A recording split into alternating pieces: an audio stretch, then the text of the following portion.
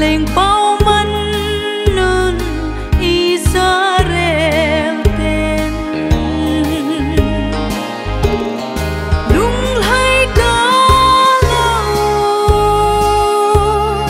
lung hai ta lo Israel te lung hai ta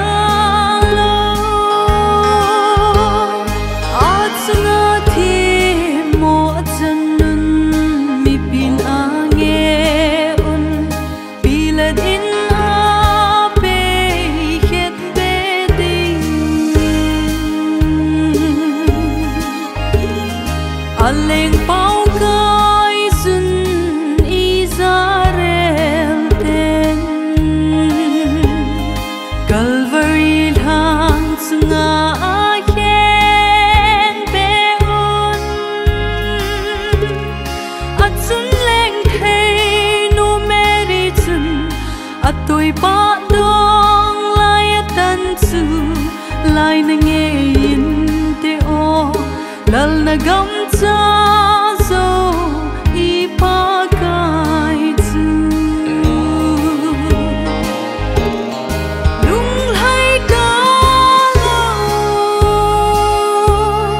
lung hai ta lo Israel te lung hai ta lo at sunga thi mo chan nun mi pin ange un pilad in a pe het be ding lung don lung sin than thim pi sunga pakai nun nem thagao a che ni chun Jerusalem how in thinga hun zan lo pi lai lang ta set lei ki thing in mi thing ha gao chu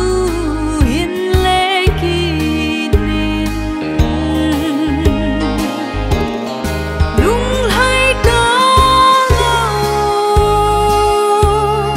lung hai ta lo Israel te lung hai ta lo at sunga thi mo chan nun mi pin ange un pilad in a pe het be ding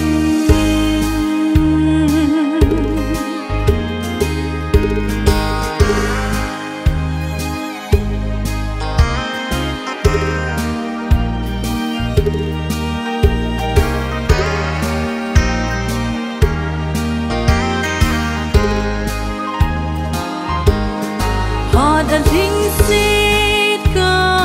đâu na bang ca và nôi lấy xít pakai le Krista gam zon xít cả lên a sâu so tai a thi san lun gam a lo tai